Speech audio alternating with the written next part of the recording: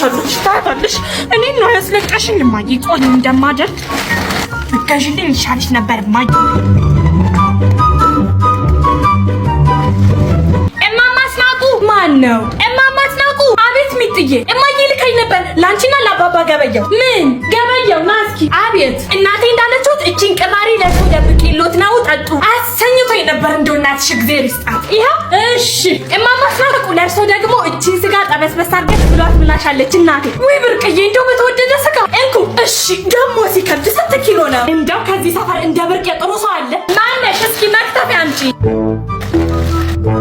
ወይ ገበየው ምንድን ነው? ምን ነው ጣላው አፈር አይደል እንዴ? እሱ ነው የሚገርምህ። ስጋው ይኸው ድንጋይ ነው። አንቺ ምን ማነው ዋና ፈሪ በጠበጠው? እኔ አላውቅም። እናቴ ነች ሰጠች። ወይኔ የብርቄ መጫወቻሉ እዚህ ቤት። ወይኔ መጣሽ። ይኸው ይሄን ስጋ እራስሽ ሰርተሽ ቤት።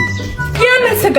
ድንጋይ እኮ ነው። እኛ ስጋ ነው ብለሽ አይላክሽው? ማ እኔ ብርቄ? እኔ ናፈርታጠች። የምን አፈር ማጀቻው